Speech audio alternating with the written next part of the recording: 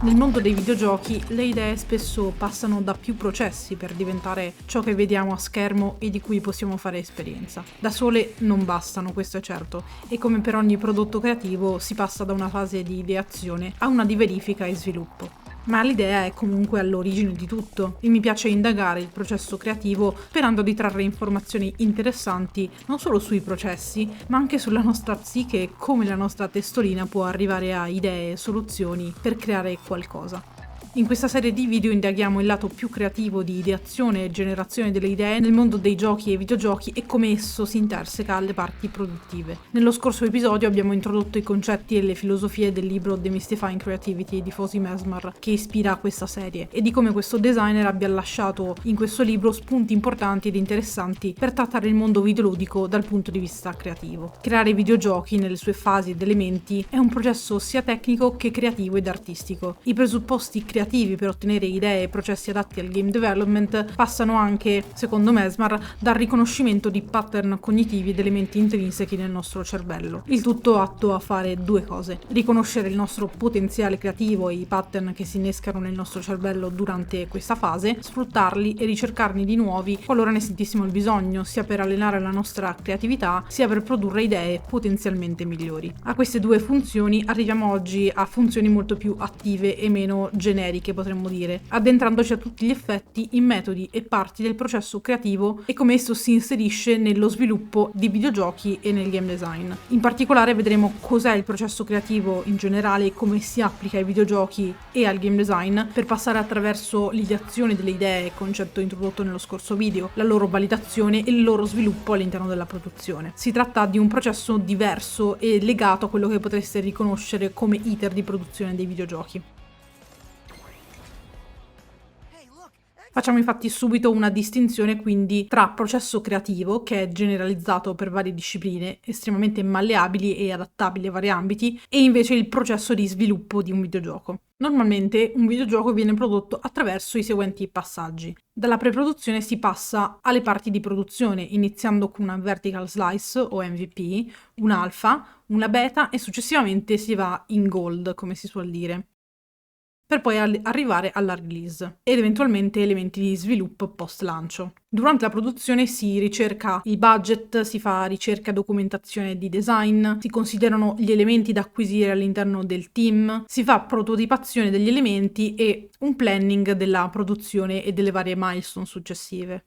La vertical slice è di solito un MVP giocabile con ogni elemento del gioco ad una qualità abbastanza alta. Nell'alfa invece il gioco deve essere abbastanza feature complete, ma non è minimamente di alta qualità ed è assolutamente da testare. Nella fase beta infatti si va a testare il gioco, a renderlo un po' più di qualità, non sarà una fase in cui il gioco è ancora polisciato, ma nella fase di gold il gioco sarà effettivamente quasi pronto per il rilascio, con gli ultimi polishing da finire, il bug fixing e ovviamente ancora testing da fare. Nella fase di release appunto il gioco sarà ready to ship, come si suol dire. Le fasi post lancio possono variare ovviamente a seconda di come si voglia strutturare il lancio, la fase di marketing e di come sia effettivamente il modello di business del gioco stesso. A grandi linee possiamo appunto riassumere così: ideazione, pre-produzione, produzione nelle sue varie milestone decise dal team, alfa, beta, eccetera, e il lancio del gioco. Ci sono quindi tre fasi distinte di ideazione creativa, sviluppo delle idee e sviluppo del gioco finale, che secondo la metodologia agile ampiamente utilizzata subiscono al loro interno iterazioni per lo sviluppo, l'update e il design delle feature e implementazioni. Ma il processo creativo di cui parliamo oggi non è propriamente questo, sta alla base della metodologia dei designer. Questi passaggi potrebbero sembrare legati con le parti iniziali del processo di sviluppo, e lo sono effettivamente perché vengono reiterati infatti specificatamente nelle fasi di pre-produzione per arrivare a quella che in gergo si chiama una vision o high vision e una documentazione di progetto che possa far partire la produzione. Tuttavia, il processo di design avviene iterativamente in tutte le parti del progetto e la natura stessa dello sviluppo agile è iterativa e favorisce l'iterazione perché favorisce il continuo lavoro sulle idee attraverso testing dell'esperienza e lavoro sulle sue parti. Banalmente, se durante lo sviluppo inoltrato o nelle fasi di development dobbiamo risolvere un problema o ideare una soluzione più favorevole per il design di gioco, dovremo ideare, validare e capire come strutturare le nostre idee e comunicarle. Gli stessi passaggi a livello generale possono essere infatti comunati a una grande quantità di lavori ed attività, sia percepite come altamente creative, sia che in generale richiedano problem solving e progettazione mentale. Parliamo infatti di processi cognitivi e di design che possiamo utilizzare per qualsiasi problema, idea o necessità creativa all'interno dei nostri progetti, anche al di fuori del mondo dei videogiochi. Definiamo però ora di cosa stiamo parlando con processo creativo, così inteso in senso generale, e invece cosa intendiamo per processo di design del videogioco. Il processo creativo è riconosciuto con varie parole, ma spesso è distinto in 4 fasi: preparazione, incubazione, illuminazione e verifica. La preparazione è il momento in cui, assimiliamo le informazioni che il nostro cervello elabora attraverso varie fonti e ispirazioni.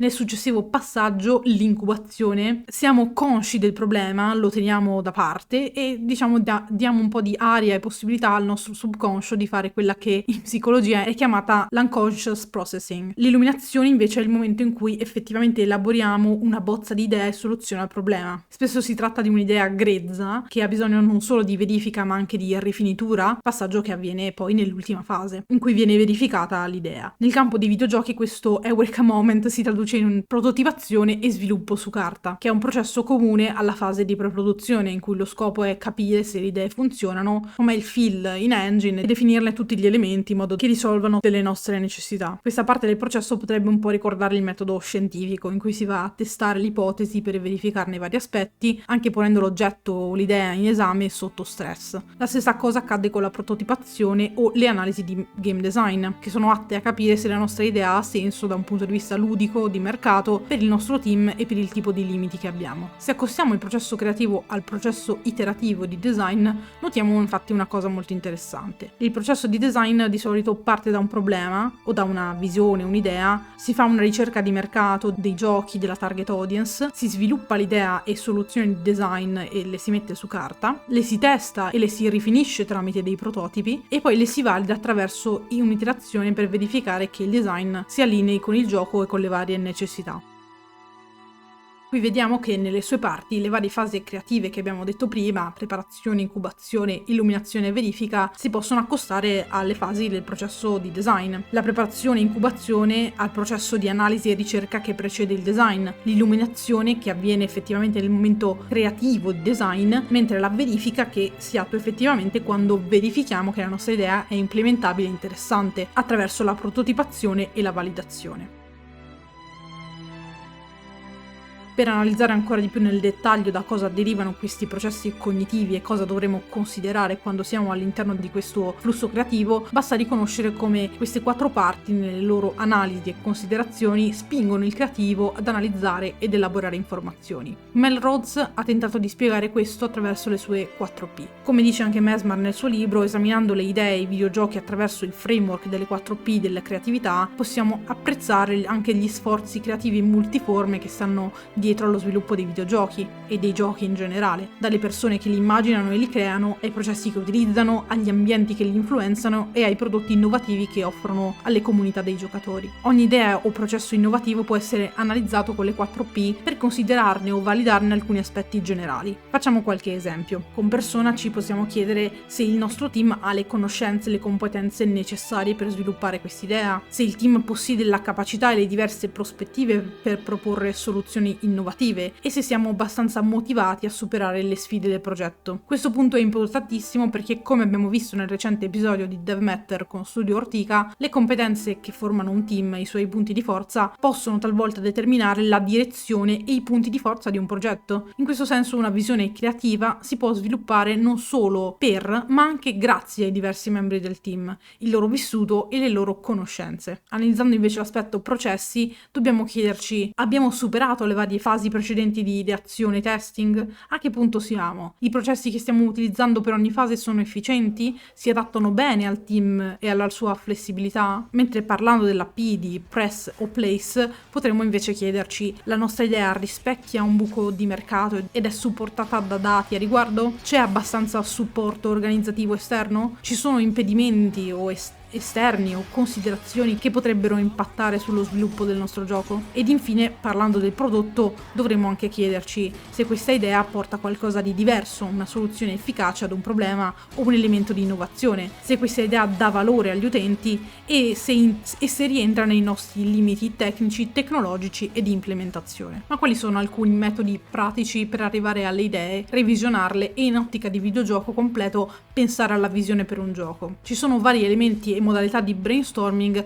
che vedremo tra poco, ma ancora prima di andare sul pratico è importante in questa fase definire dei fattori, dei limiti che sono importanti quando si parla di un progetto e che possono anche scaturire da un ragionamento appunto sulle 4P. Si tratta dei limiti o vincoli che potrebbero compromettere il raggiungimento e il compimento delle idee che ci poniamo in fase iniziale. Non sono necessarie da scrivere giù per forza, ma sono importanti da considerare nel momento in cui andiamo a fare brainstorming o analisi. Quando ideiamo qualcosa di legato ad un videogioco o il videogioco stesso e le sue parti, è importante considerare che oltre che essere il lavoro creativo è anche un importante impegno tecnico e di sviluppo, e nel momento in cui stabiliamo una visione dobbiamo domandarci se effettivamente ci sono impedimenti che possono vincolarci dal creare quello che vorremmo. Questi vincoli, se applicabili, diventano anch'essi fonti di problemi e relativi brainstorming per trovare una soluzione e adattare la visione alla necessità del progetto. Alcuni esempi pratici sono vincoli di budget o vincoli temporali, vincoli di IP, limiti di tecnologia ed engine e limiti della target audience. E qui mi collego al concetto di iteratività dei processi, perché molti di questi vincoli o problematiche potrebbero sorgere nel momento in cui si fa pre-produzione o si fa analisi su una determinata feature e si notano soltanto dopo problemi o vincoli di budget, problemi o vincoli di tecnologia, limiti o incompatibilità della target audience a fronte delle analisi che abbiamo fatto sui generi di giochi e sui player types. Sicuramente vi sarà capitato di lavorare a una feature, di pensarla, di ragionarla, di magari iniziare una bozza di design e successivamente, dopo aver fatto una piccola ricerca su magari come implementarla, di quanto tempo serve o se può piacere agli utenti, avete riscontrato magari delle problematiche o qualcosa che vi ha fatto dire forse non è propriamente fattibile come la voglio fare io. Ma allo stesso tempo il processo creativo serve anche a questo, a non limitarci in quello che vogliamo fare semplicemente perché abbiamo vincoli di budget, vincoli di personale, vincoli di tecnologia. Attraverso brainstorming e ulteriore creatività possiamo aggirare questi vincoli e queste problematiche e arrivare a soluzioni che salvaguardano la nostra idea originale e creativa. Ma quali sono questi metodi di brainstorming di cui accennavamo prima? È la visualizzazione o l'astrazione, che passa dal disegno al mind mapping. Solitamente la visualizzazione delle idee permette una word association e in generale un'associazione di idee sempre molto efficace, specialmente in alcuni tipi di persone. Un altro metodo molto comune per fare brainstorming sono le 5W o il what if, porsi appunto delle domande molto standard da cui possono scaturire idee o contrapposizioni di idee. Alcuni metodi invece un po' più particolari ve li spiego un po' più in dettaglio. Ad esempio un metodo che definirò il must not o il limit method è quello di darsi dei limiti e dei appunto must not, magari giocando attorno ai propri vincoli di team e possibilità produttive per generare delle idee che aggirino e siano al contempo creative, efficaci e di valore. Questo metodo può essere utilizzato anche invertendo le regole che si hanno in mente per un'idea di gioco. Un altro metodo può essere mixare generi e componenti unendo due archetipi di giochi o generi o setup di camera diversi, che ci invita invece a valutare l'opposto della nostra idea di riferimento. Il brainwriting è un metodo interessantissimo che gioca sull'iterazione delle idee, ma lo fa in modo strutturale e a mio avviso anche molto divertente. Consiste nello scrivere su una nota un'idea e passarla alla persona successiva, che in silenzio e in segreto aggiungerà un elemento o una sua idea e la passerà a sua volta alla persona successiva e così via. Una sorta di telefono senza fili delle idee, da cui possono nascere obbrobri ma anche cose inaspettate. Alcuni metodi più complessi sono lo Scamper, il Six-at Thinking e il Systematic Inventive Thinking. Quest'ultimo è forse il più complesso, quindi parto da quello. Derivato dalla disciplina ingegneristica TRIZ, a sua volta sviluppata dall'inventore e scrittore di fantascienza sovietico Heinrich Altshuler, perdonatemi la pronuncia, che identificando nei suoi studi modelli ricorrenti di pensiero creativo, ha sviluppato una serie di strumenti e tecniche per la risoluzione dei problemi. Il Systematic Inventive Thinking prevede 5 metodi per sviluppare idee nuove. Sottrazione, che prevede la rimozione di una delle componenti essenziali di un prodotto per trovare usi con questa nuova configurazione, aggiunta di coppie di elementi già presenti nel prodotto, ma modificandole un po', secondo alcuni parametri. Divisione del prodotto e le sue componenti per riarrangiarle in una nuova formula. Unificazione, che ci invita ad assegnare una nuova funzione ad una risorsa o componente esistente. E l'ultimo punto riguarda il creare o togliere dipendenze tra le componenti del prodotto. Lo Scamper prende un taglio simile ai punti del SAT, utilizzando però un framework un po' diverso con Substitute, Combine, Adapt, Modify, Put to Another Use, Eliminate e Reverse. Questi metodi a punti ci costringono a guardare il prodotto o l'opera creativa, l'idea, sotto lenti diverse, talvolta estreme. Allenamenti come questo sono utili anche per immaginare lo sviluppo creativo con più apertura mentale. Nello spirito di apertura mentale, il Six Thinking Hat Method propone a ogni membro del brainstorming di prendere dei ruoli, similmente al role storming. In questo caso però ogni persona rappresenta un concetto diverso, che deve ovviamente rappresentare nella discussione. I 6 cappelli sono nominati come The Big Picture, ovvero il quadro generale, insomma il capo dei processi. Facts, i dati, focalizzato sui fatti obiettivi, ovvero un ruolo molto neutro. Feelings and Intuition, un ruolo che segue i propri sentimenti, e la pancia. Il Judgment, ruolo che deve essere cauto e molto critico. Positive o Hope, un ruolo ottimistico che ricopre speranza. E il ruolo dell'innovazione con focus sul progresso. Questo metodo si incentra appunto sul vedere il problema o l'idea da una specifica prospettiva e fa comunicare e discutere le varie parti, un po' come se fossimo in Inside, potremmo dire. L'obiettivo finale di questo processo è proprio quello di creare delle idee che possano darci da un lato l'illuminazione che cerchiamo e soluzioni interessanti che possano appassionarci al progetto e al processo creativo, ma anche creare qualcosa di valore e di potenzialmente innovativo. Sebbene l'innovazione non sia lo scopo di ogni sviluppatore, creativo o designer, può significare tante cose, non solo innovazione tecnologica, che è forse la prima a venirci in mente per associazione.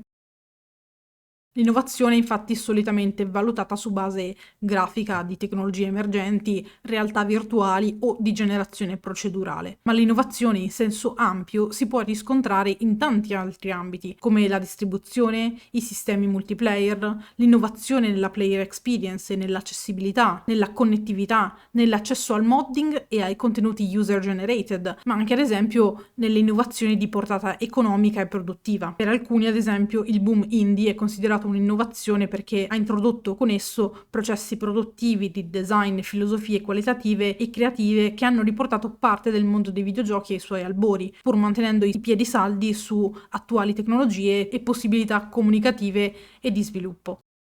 Le innovazioni possono essere sia incrementali, ovvero piccoli passi in una certa direzione nel tempo, oppure anche radicali, come lo è stato diverse volte nel mondo dei videogiochi, a partire da sistemi che poi diventeranno lo standard, come le combo nate e create da Street Fighter 2, o interi generi o genre-alike che sono nati sulla base di strutture preesistenti come i Souls, Diablo, Castlevania e Metroid, e tanti altri giochi che hanno portato qualcosa di nuovo nella loro nicchia e nel mondo videoludico. L'innovazione per molti ha un ruolo nel processo creativo perché ci spinge non solo a valutare nuovi limiti tecnologici, ma anche a valutare il mercato esistente e considerare le ambizioni delle proprie idee, il che a mio avviso è abbastanza saggio. Tornando a ciò che dicevamo ad inizio video, quindi potete ora ben immaginare come il brainstorming, la generazione e valutazione di idee ed il processo creativo in generale può essere organizzato e utilizzato in tutte le parti del processo agile di sviluppo, perché è esso stesso formato e strutturato come un grande processo creativo. Il processo lineare che abbiamo visto ad inizio video è in realtà costruito di tanti piccoli processi iterativi di design, testing, validazione, che permettono di procedere attraverso le milestone. Ed è proprio questa comunanza e comunicazione tra il processo creativo e quello di sviluppo che rendiamo il processo di sviluppo un processo creativo, e viceversa. La parte scientifico-produttiva necessita di valutazioni creative e la parte creativa necessita di processi scientifico-produttivi. Sia che utilizziate esattamente questo modello, sia che ne utilizziate uno più lineare, solitamente i processi umani cercano di adattarsi al nostro ritmo creativo interno, per soddisfare un certo ordine o i nostri processi cognitivi e adattarli al nostro lavoro. Spero che questo video magari vi abbia fatto anche riflettere su quali sono i vostri metodi preferiti e sul perché magari certi processi non funzionano per voi. Ed è del tutto normale, specialmente se siete persone magari neurodivergenti. In questo video ho deciso di portare quelli che sono processi standard, ispirata sia dal libro di Mesmer, ma anche dai miei studi e interessi personali, che vanno anche al di là dei videogiochi. Ma se volete approfondire l'aspetto creativo in altri ambiti e metodi, sono a vostra disposizione. Sicuramente continuerò a studiare anche io con voi questo ambito, dentro e fuori il mondo dei videogiochi, perché sono veramente affascinata da come il nostro cervello può generare idee e come possiamo tramutarle in qualcosa di concreto. Non so, è un argomento su cui mi sono un attimino ossessionata e spero possano piacervi questi video, anche se sono molto sulla creatività in generale e forse anche molto filosofici, anche se cerco di portarli sull'attualità dei processi dei videogiochi nel caso di questo video. Ci sono tanti modi in cui questa serie sulla creatività potrebbe continuare e ho anche già diverse idee ed approfondimenti interessanti, ma sono anche curiosa di sentire le vostre nei commenti. Vi invito a lasciare un like se vi sta piacendo questa serie e se vi è piaciuto questo video in particolare, iscrivetevi al canale per non perdere i prossimi appuntamenti con game, level design e analisi videoludiche. A presto ragazzi!